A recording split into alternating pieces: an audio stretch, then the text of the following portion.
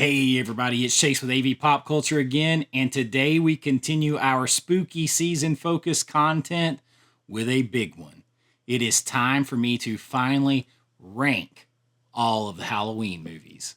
So pop that tape in, I got you. Let's go do this.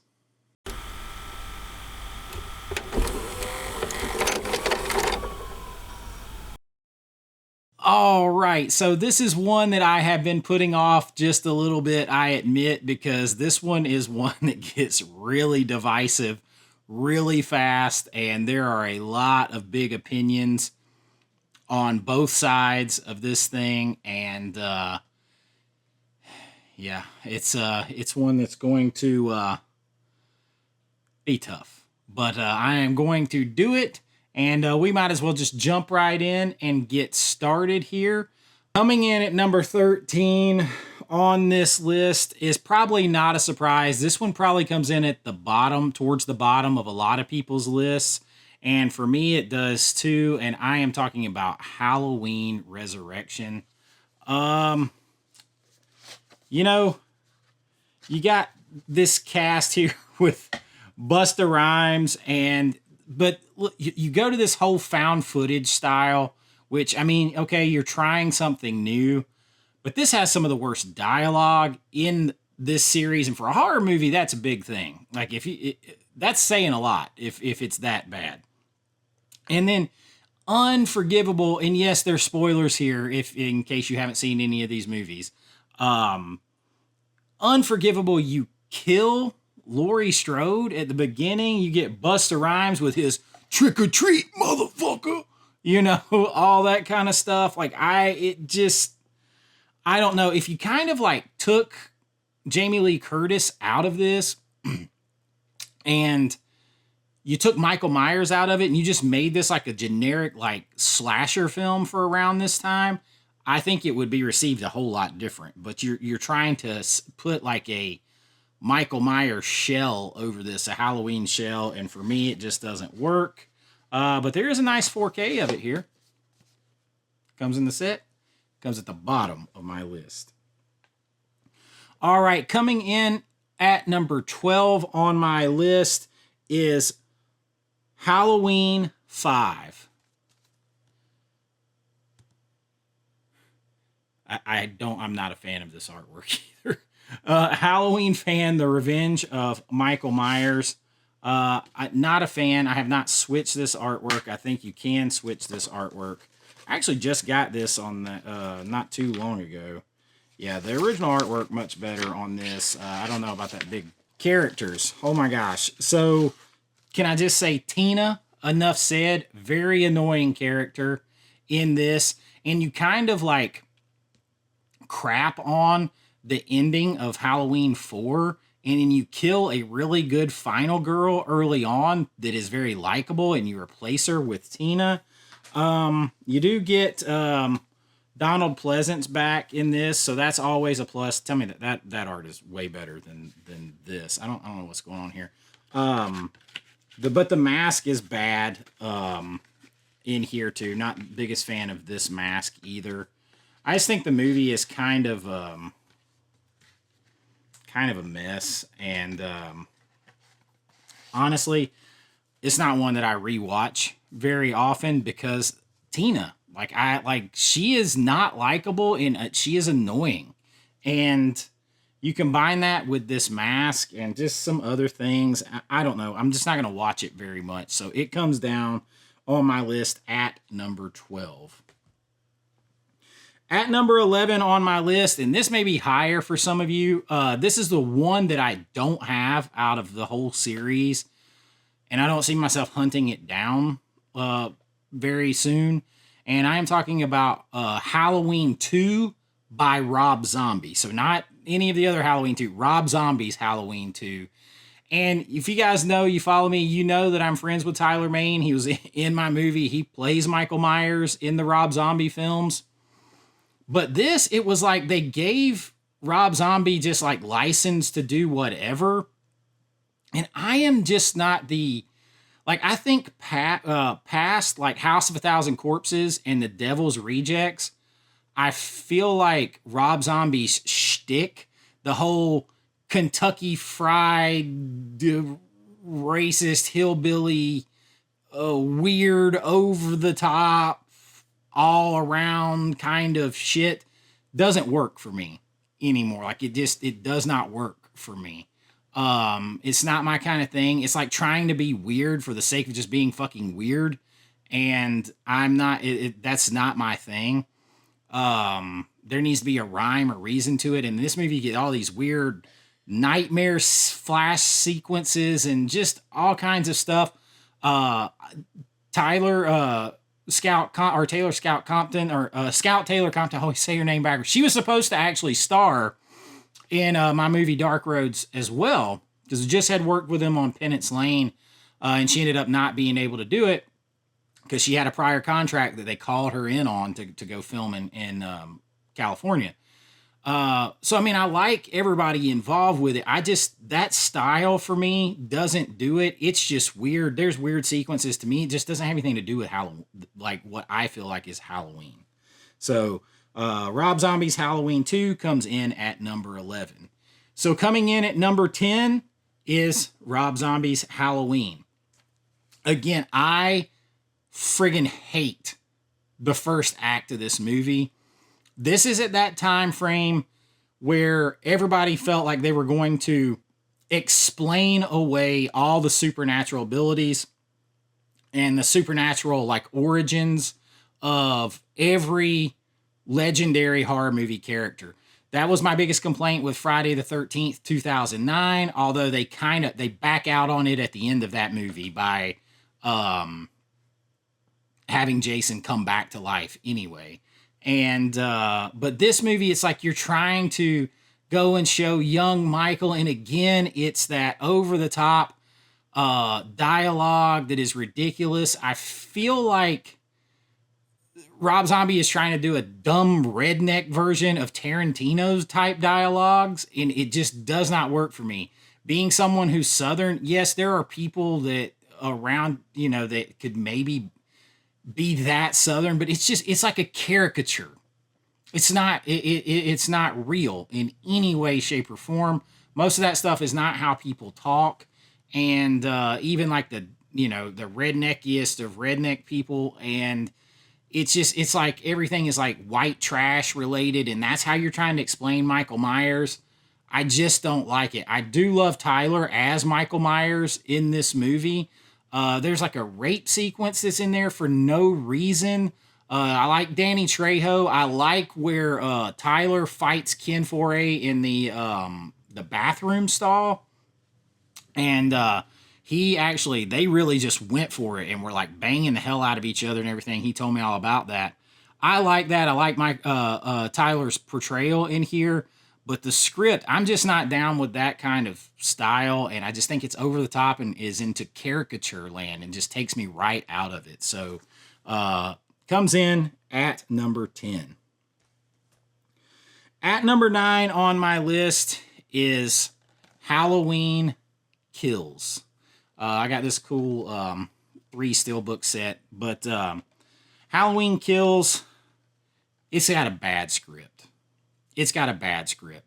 You have, I was really looking forward to seeing Michael Anthony Hall come in here and play that part, and I do like him in the movie. I feel like it had potential, but the whole, like, evil dies tonight, like, I just feel like it's too, like, I get that they're trying to go for mob justice, but, like, is the town really that, like, traumatized? Because they don't really reference stuff from the other sequels, so it's like, are you really traumatized from that one thing that happened 40 years ago or whatever? Like, I don't know. I want to like it better because I feel like it has potential, but for me, I'm actually a bigger fan of this trilogy as a whole probably than most people are. I think it's pretty good. But this one comes in, Halloween Kills, at number 9. All right, at number 8 on my list is, we're going to go right back to this trilogy for Halloween Ends. I feel like this movie was false advertising. Because I feel like everything was portrayed as like the final showdown between Laurie Strode and Michael Myers. And you get that a little bit, but then you introduce all these new characters and these new concepts that I like. Like, I really felt like watching it that they were getting ready to set up I could see them setting up a TV series off of this, like a HBO type series where you go into like the whole concept in Stephen King's It of like the whole town is it in some way. Like how this evil has permeated and affects people in the town, and the town is cursed. Like, I feel like you could have like taken the vibes and the what they were going for in this movie and setting up, and you could have taken it and made a TV series out of it, because I liked a lot of the concepts.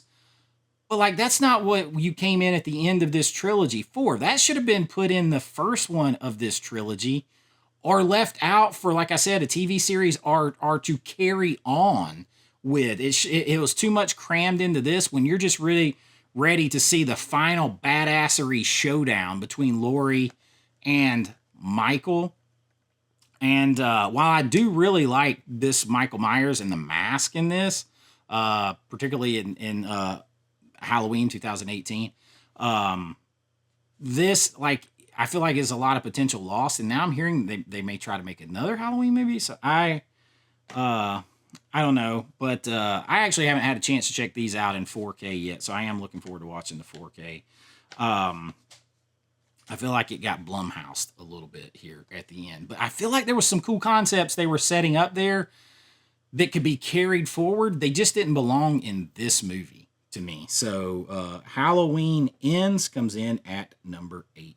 All right, at number 7 on the list is Halloween 6, The Curse of Michael Myers, and I don't like that artwork either. I definitely prefer that artwork. And Halloween 6, The Curse of Michael Myers, Terror Never Rests in Peace. I'm kind of looking at my notes because there is a couple of good things that I want to mention about this. Like, this movie has actually some really good atmosphere to it, I feel like, and a great mask. I think this movie has a great mask, Michael Myers mask in it. I think it's really good. It has some great kills. I think it has more potential. And of course, you got Ant-Man in here. You got Paul Rudd, which I like. I like Paul Rudd in everything pretty much. But the problem is you have like the two different cuts of the film, and it's like, which one is which? You have one cut that has way more plot, but the plot isn't all that great in it. The plot's not really good in either one. Then you have one that just really feels like somebody laid Edward Scissorhands all over it. But like, it's all there. Like, there's good characters, there's good kills, there's good atmosphere. I feel like maybe if somebody could go and do like a proper cut of those two together somehow, like do a recut of this movie, if there's other footage out there, I feel like it could move up higher because the atmosphere is there. And if you guys follow the channel, you know that I'm very big on atmosphere. And I do think that this has that. And that's why it comes ahead of those last two. And then I always give a little nod because Paul Rudd is in there. I just think it's cool seeing Paul Rudd, and I feel like dude never ages whatsoever. But Halloween, Curse of Michael Myers comes in at number 7 on the list. Number 6 on the list, and I may catch some shit for this being this high on the list, but I'm going with Halloween 2018. Like I said, you got a great mask in here. You got a great premise set up for a new trilogy to finalize it out. But again, and Will Patton to me sticks out in this movie. But again, the problem with this is it's like they turn Laurie Strode into, Linda Hamilton from Terminator.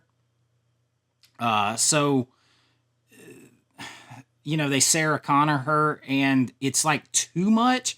And like, she's crunk up to 11. And if all this stuff has happened to where the whole town in the next movie is shouting, "Evil dies tonight," and the whole town has lived with this for all these years, why does her daughter and stuff not take it seriously?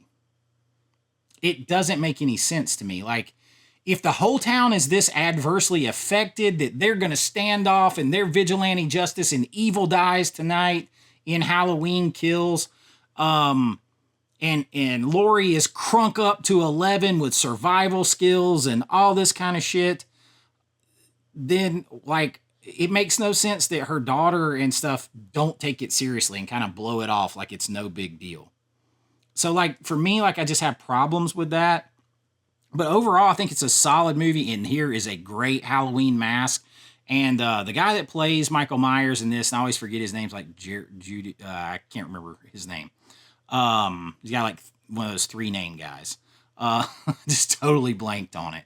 I'll think of it as soon as we're finished here. But he does a really good performance as Michael Myers, in my opinion. Like I think he has a really good performance, and I do enjoy the film. It's got some cool kills. I hate the investigators and the holding up the mask and all. It's like, what the, like Michael feels the mask or something. I don't know. I feel like that shtick has been done a couple times, but I think maybe what sticks out for me is when I watch it and rewatch it, it's like this whole town is so affected that they're going vigilante justice in the second one of these sequels, and she is like hardcore survivalist, but her own daughter does and granddaughter don't take it seriously. They like she's crazy and making it all up. It makes no sense.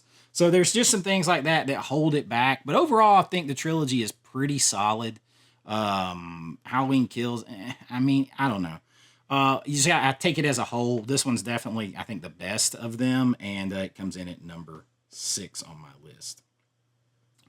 At number 5 on my list is Halloween 4, The Return of Michael Myers. I hear that I have a loose disc in here, and I have not opened this yet, so that's always a bad sign.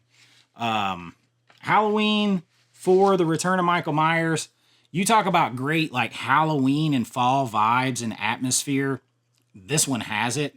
So I really like that. And the mask. Like as much as I like the mask in here, I do not like the mask in this one. I don't understand why it was so hard to keep his mask looking good and looking consistent. I mean, there are big studios making these films. Like, why the hell is it so hard to keep? Why? Like, why is it so hard to keep the mask looking good and like a legit friggin' mask? Like, I don't understand why that's so hard, but I don't like the mask in this one. I love the atmosphere, the vibes in this. You guys follow me, you know, like I don't like I don't like horror movies that like attack kids, but I think, I don't know, I've just gotten soft on that the older I've gotten. I don't know what it is, being a dad maybe, but I think when you take and you focus on a kid in the story, like I feel like it just like ups the stakes and it ups the like anxiety and anticipation and like stress and worry of the movie. So I feel like it takes it up on that regard, for sure. Rachel in this is a really good final girl. The ending of this movie is really good. And that's part of why I don't like about 5 is then they just like you piss on all of that. So I do like this. I think it's probably got like the best like overall fall Halloween like atmosphere and vibes of all of them. So that always suckers me in. So maybe a little higher for me than some of you, but Halloween 4, The Return of Michael Myers comes in on my list at number 5. This is where we're probably about to start really tripping some of you up, because coming in at number 4 on my list is Halloween 2, 1981. So Halloween 2, it picks right up where the original leaves off. I like that. You got Laurie Strode goes right into the hospital. Hospital settings creep me out. I don't like anything medical. All that just like triggers my anxiety. They're very uncomfortable, sterile, cold. I associate it with sickness, death. It's already uncomfortable, but like the hospital setting I like. The Michael Myers performance is okay, but you got a lot of action. You got a lot of kills. I think this one is a worthy sequel to Halloween.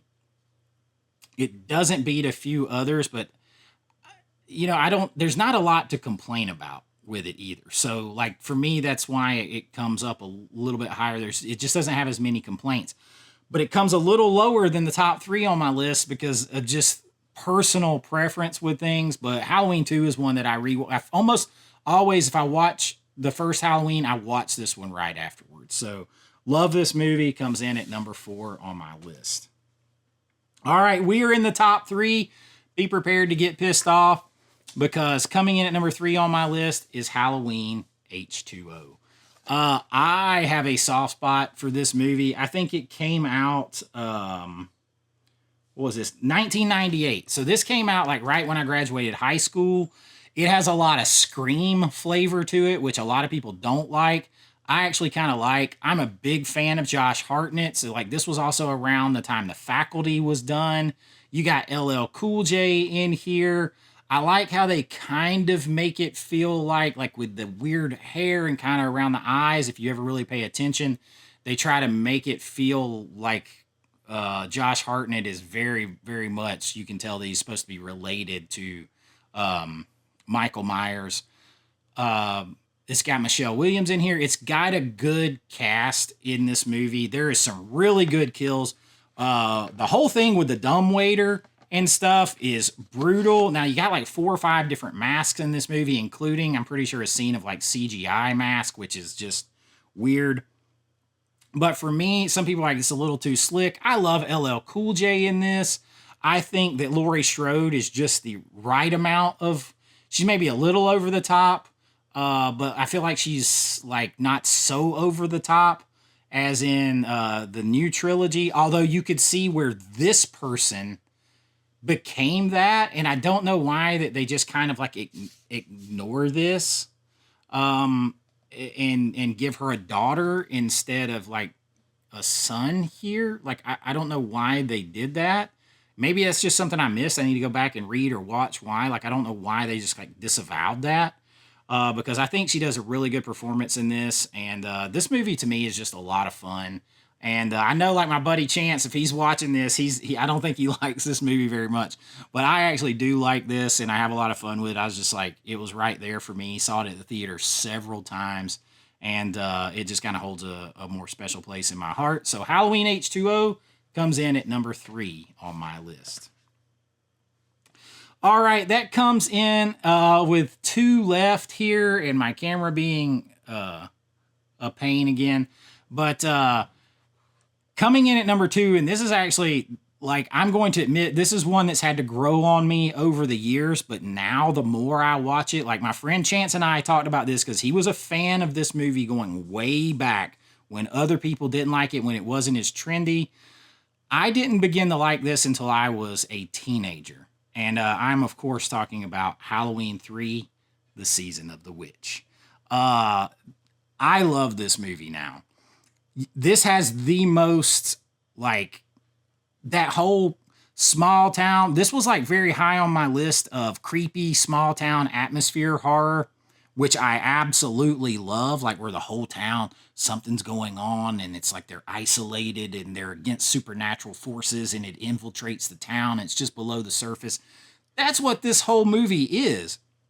And then, of course, you have Tom Atkins slinging dick around in here, literally, but you can't blame him because, like, his wife or whatever in this movie is not a pleasant person to be around, or the mother of his kids, whatever. But he's a doctor. You got a hospital setting going again there. And I really enjoy this movie. It is like maybe the most like Halloween because everything is happening because it is Halloween. And you can't say that really about the others. I mean, the Halloween is the night that he came home, but everything happens here because it is Halloween. So it's Halloween focused, like with the masks and everything and the whole, like, this is like The Fog meets Halloween. And I just love this movie, and it has grown more and more in my rankings over the years and in just the amount that I love to watch this. So Halloween 3, Season of the Witch, with Tom Atkins slinging dick around, comes in at number 2 on my list. So that, of course, leaves one film on my list, and there's never any question. There shouldn't be any question ever. It is Halloween 1978. John Carpenter's classic that set the stage for everything else that came after it. There's no question. This is it. Is it the first slasher film? No. There's other films. Like, you could argue the old original Cape Fear is a slasher film. There's lots of other slasher film types, but this kind of like set the tone, kind of like the way Rocky did for sports movies that came after it. This really established like a formula and a tone and some tropes and things like that we still carry through today. The original artwork is still just baller. It is the best. And I absolutely love, what can you say? The long single shots, the boogeyman has come to life on Halloween. Everything they had to do to make this movie, the great kills, hey, do you see anything you like? And the pinning Bob to the door. This has a couple of my favorite kills ever in horror movies. That was in my list for that. Like, this movie just has it all for me.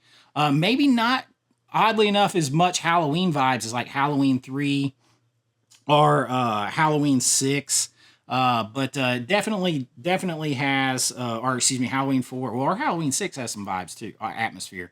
But, maybe partly of that's because that it was like nice weather when they did this in Pasadena, and the leaves they had to gather up and reuse. I don't know, but I love this movie, and it is a must. It's a classic. The score alone is worth the price of admission.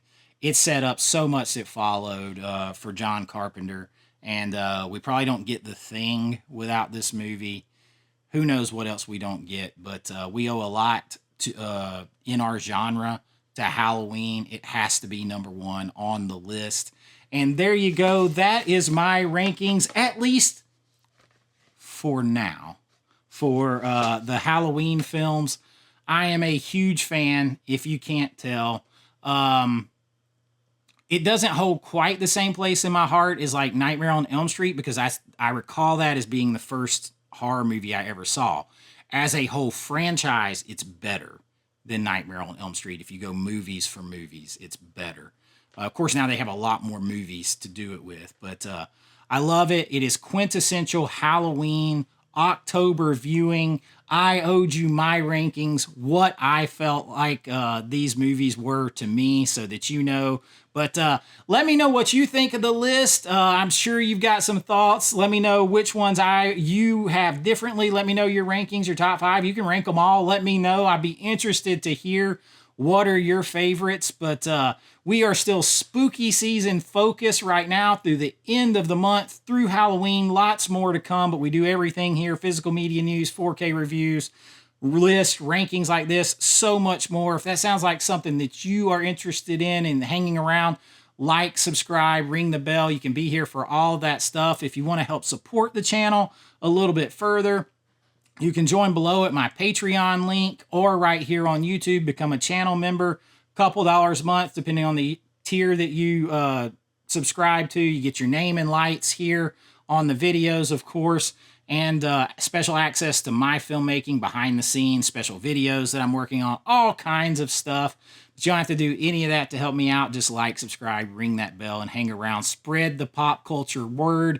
It is Halloween time. We're only a couple of weeks away. The weather is chilled. So much is ready to go on. I want October to slow down a little bit, but let's ride with it. Enjoy every second. Wring all that Halloween and October vibes out of every day we can. And until next time, be kind, rewind like always. This is Chase with AV Pop Culture, and I'll see you real soon. Bye-bye. I know.